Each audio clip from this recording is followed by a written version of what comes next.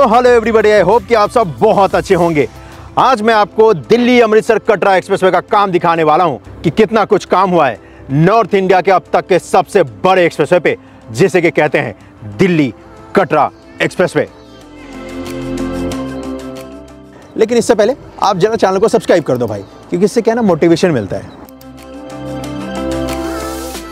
Delhi Amritsar Katra expressway जो कि 670 kilometre लंबा एक्सप्रेसवे होने वाला है, जो कि होकर गुजरेगा हरियाणा, पंजाब और जम्मू से, जिस पे 4 लेन बनाया जा रहा है, जिसको कि 8 लेन तक कंस्ट्रक्ट किया जा सकता है। ये पूरी तरीके से एक्सेस कंट्रोल एक्सप्रेसवे होने वाला है। इस एक्सप्रेसवे को 40,000 करोड़ की लागत से बनाया जा रहा है। एक्सप्रेसवे के बन जाने के बाद दिल्ली से कटरा तक की दूरी 6 घंटे में तय की जा सकती है, जो कि फिलहाल 14 घंटे लगते हैं, और दिल्ली से अमृतसर की दूरी 4 घंटे में तय की जा सकती है, जो कि फिलहाल 8 घंटे लगते हैं। और इस एक्सप्रेसवे पे स्पीड लिमिट 120 किलोमीटर प्रति घंटे का होने वाला है। इस एक्सप्रेसवे पे हर कुछ किलोमीटर के बाद वे साइड एमिनिटीज बनाए जाएंगे, जिसमें ट्रॉमा सेंटर से लेकर हॉस्पिटल, मोटल, होटल तक की फैसिलिटी मिलेगी, और साथ ही साथ इलेक्ट्रिकल व्हीकल के लिए चार्जिंग स्टेशन और फ्यूल स्टेशन की भी फैसिलिटी यहां पर प्रोवाइड की जाएगी। इस एक्सप्रेसवे का काम सन 2021 में स्टार्ट हुआ है और इस प्रोजेक्ट का डेडलाइन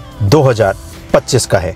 इस 670 किलोमीटर लंबे एक्सप्रेसवे पे 11 इंटरचेंज बनाए जाएंगे, 14 ROV रेल ओवर ब्रिज का निर्माण किया जाएगा, 11 फ्लाईओवर, 6 मेजर ब्रिज बनाए जाएंगे, और ये एक्सप्रेसवे हरियाणा में ट्रांस हरियाणा एक्सप्रेसवे को भी कनेक्ट करेगा, जिसके ऊपर इंटरचेंज बनाया जाएगा। तो ये जो जगह आप देख रहे हैं दोस्तों, इसी जगह से इस एक्सप्रेसवे का आरंभ हो रहा है, और इसी पॉइंट पे इसका सबसे पहला इंटरचेंज बनाया जाएगा, जो कि ट्रम्पेट इंटरचेंज होने वाला है, और ये स्टार्ट हो रहा है वेस्टर्न पेरिफेरल एक्सप्रेसवे पे, जिसे कि केएमपी एक्सप्रेसवे भी कहते हैं। और आप सोचे होंगे कि भाई इसी वेस्टर्न पेरिफेरल एक्सप्रेसवे से क्यों स्टार्ट हो रहा है। तो भाई ये जो एक्सप्रेसवे है ना, जिसे कि वेस्टर्न पेरिफेरल एक्सप्रेसवे कहते हैं, ये एक्चुअली एनसीआर का, इसे आप रिंग रोड कह लीजिए।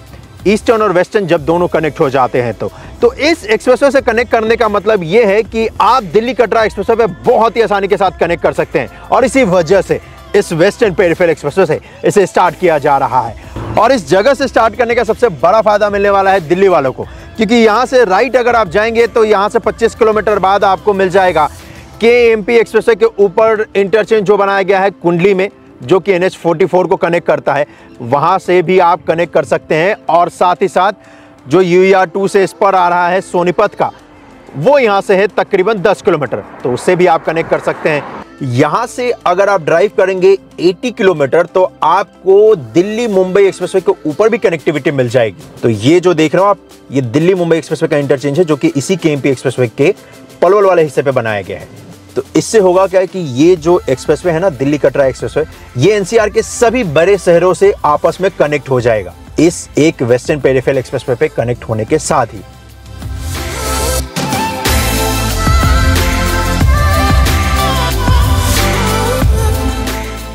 टू लेन ईस्ट साइड यानी कि 4 लेन का टोटल ये एक्सप्रेसवे बनाया जा रहा है, लेकिन भविष्य में इस एक्सप्रेसवे पे 5 लेन ईस्ट साइड भी किया जा सकता है, क्योंकि आप देखोगे तो यहाँ पर जो भूमि एक्वायर की गई है इस एक्सप्रेसवे के निर्माण के लिए, वो अच्छा खासा किया गया है। इसी वजह से ये वॉल देख रहे हो, ये तो जहां तक ये वॉल है ना, यहां तक NHAI का लैंड है, मतलब आसानी से इस पे 5 लेन ईस्ट साइड ऐड किया जा सकता है।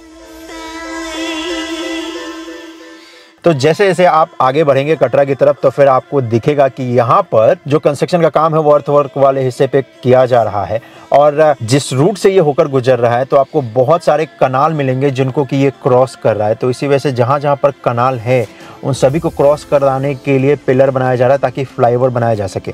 वैसा ही आपको यहाँ पर देखने को मिलेगा कि इस जगह पर पिलर निर्माण का कार्य किया जा रहा है, ताकि यहाँ पर फ्लाईओवर का हिस्सा बनाया जा सके, जिसकी मदद से ये जो एक्सप्रेसवे है ये क्रॉस कर सके इस कनाल को। तो यहाँ पर भी पिलर निर्माण का काम किया जा रहा है। इससे जब आप आगे बढ़ेंगे तो फिर आपको दिखेगा कि अभी अर्थवर्क का काम अच्छा खासा इस जगह पर किया जाना है, और स्ट्रक्चर वर्क का भी काम किया जाना है। तो जहाँ जहाँ पर रोड्स हैं उन रोड को जो ये क्रॉस करे, तो उस जगह पर कंक्रीट का स्ट्रक्चर बनाना है, जिसकी मदद से व्हीकल अंडरपास बनाया जा सके।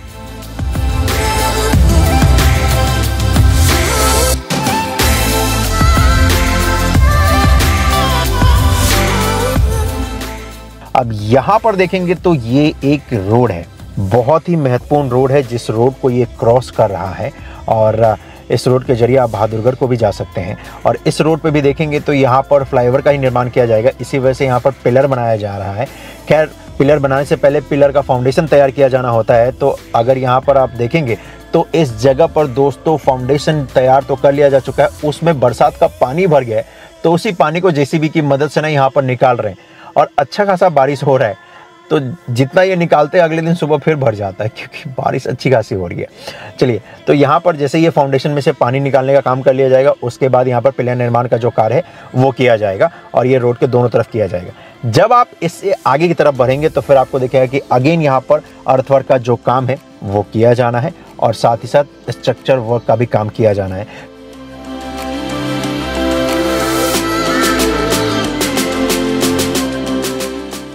कई जगहों पर तो देखोगे तो जो बॉक्स निर्माण का काम है ना वो कर लिया जा चुका है। जैसे कि यहाँ पर देखेंगे तो यहाँ पर बॉक्स निर्माण का जो कार्य है वो कर लिया जा चुका है। ये बॉक्स इसलिए बनाया गया है ताकि यहाँ पर अगर आप देखोगे तो दोनों तरफ खेत है, तो जो किसान है वो एक्सप्रेसवे के एक तरफ से दूसरी तरफ जा सके। इसी वजह से यहाँ पर व्हीकल अंडरपास बनाया गया है ताकि उनको आसानी हो सके, किसी भी प्रकार की दिक्कत ना हो जब एक्सप्रेसवे बन जाए तो। और यहाँ से जब आप आगे देखोगे तो अगेन आपको दिखेगा कि अर्थवर्क का काम किया जा रहा है।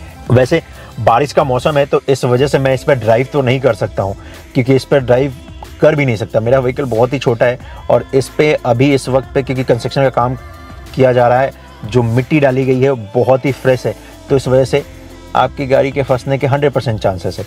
इसी वजह से मैं दूसरे रूट को लेकर फिर आपको दिखाता हूँ कि कितना कुछ काम इस एक्सप्रेसवे का हुआ है। तो चलिए चलते हैं।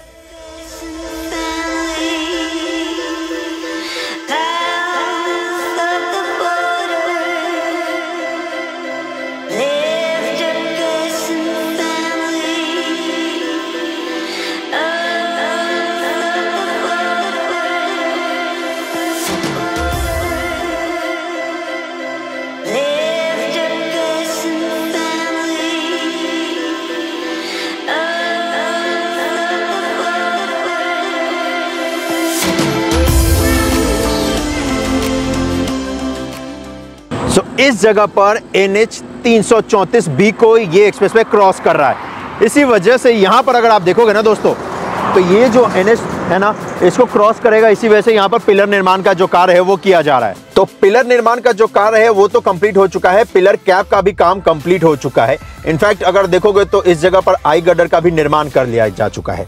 अब ये इस जगह पर इस NH को क्रॉस कर रहा है, तो इसी वजह से इस NH से भी आपको कनेक्टिविटी दी जाएगी, जिसके लिए यहां पर इंटरचेंज का निर्माण किया जाएगा।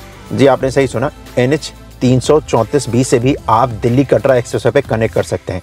तो यहां पर फिलहाल आपको इंटरचेंज का काम तो देखने को नहीं मिलेगा, लेकिन अगर आप देखेंगे तो अलाइनमेंट वाले हिस्से पे अच्छा खासा काम हुआ है। और जब आप इस तरफ आगे बढ़ेंगे अमृतसर की तरफ, कटरा की तरफ, तो आपको दिखेगा कि इस इंटरचेंज से आगे यानी कि NH 334B से आगे की तरफ जब बढ़ेंगे तो आपको दिखेगा कि इस अलाइनमेंट पे ना अच्छा खासा काम कर लिया जा चुका है। और अच्छी बात यह है कि इस पे लेन बनाने का जो काम है ना वो भी कर लिया जा चुका है। क्यों? क्योंकि यहाँ पर कंस्ट्रक्शन का काम कंप्लीट हो चुका है। ग्रीनफील्ड के अलाइनमेंट पे कंस्ट्रक्शन का काम करना बहुत आसान होता है, और वही आपको यहाँ पर देखने को मिल भी रहा होगा। पिछले साल ही इसका कंस्ट्रक्शन का काम स्टार्ट हुआ और यहाँ पर देखो पूरी तरीके से लेन बनकर तैयार हो चुका है। मानसून अपने पीक पे, इसी वजह से आपको यहाँ पर जो खेत और खलिहान दिख रहे हैं इसमें पानी दिखेगा, जो कि अच्छा खासा नजर आ रहा है इस वक्त पे।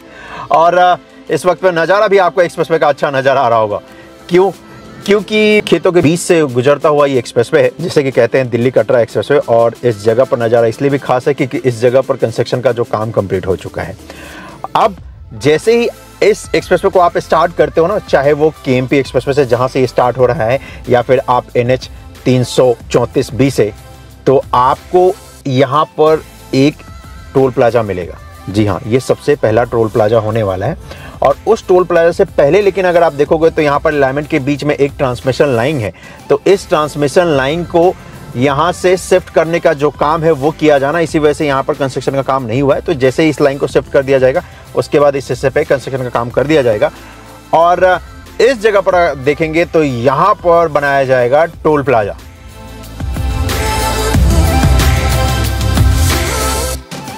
जो कि होने वाला है 12 लेन का टोल प्लाजा, और उसका कंस्ट्रक्शन काम पूरी तरीके से कंप्लीट कर लिया जा चुका है। टोल प्लाजा के आसपास देखोगे तो यहाँ पर आपको दिखेगा कि यहाँ पर जो है डीबी वर्क का नहीं, यहाँ पर कंक्रीट के मसाले की मदद से लेन बनाया गया है। तो जिस बात का मुझे डर था फाइनली वही हुआ। ये देखो, आंधी तूफान के साथ इंद्रदेव प्रकट हो गए हैं। इसका मतलब ये हुआ कि मुझे यहीं से वापस जाना होगा। मतलब कहने का ये है कि कंस्ट्रक्शन का अपडेट आपको मैं यहीं तक का दिखा पाऊँगा, क्योंकि भाई अब पॉसिबल नहीं है। देख रहे हो हवाएं कितनी तेज़ चल रही हैं। इसका मतलब ये है कि बहुत तेज़ बारिश आने वाली है, और इतनी तेज़ विंड प्रेशर में तो ड्रोन भी फ्लाई नहीं कर सकते, और आप ड्राइव क्या ही करोगे, क्योंकि जैसा कि मैंने आपको दिखाया अलाइनमेंट पर ना पूरा पानी भरा हुआ है भाई। इस वक्त पे तो मानसून में यही होता है, आप जो प्लान करके निकलते हो ना वो कभी सक्सेसफुल नहीं हो पाता है। आपको इंद्रदेव के मर्जी के हिसाब से कंस्ट्रक्शन का अपडेट देना होता है। अब बारिश हो गई, अब तो हो गया काम और भी मुश्किल। चलो इसका अपडेट जल्दी मैं आपको दूंगा फिर से। आज के लिए तो बस इतना ही। मिलता हूं मैं आपसे अगली वीडियो में। अपना ख्याल रखिएगा। जय हिंद।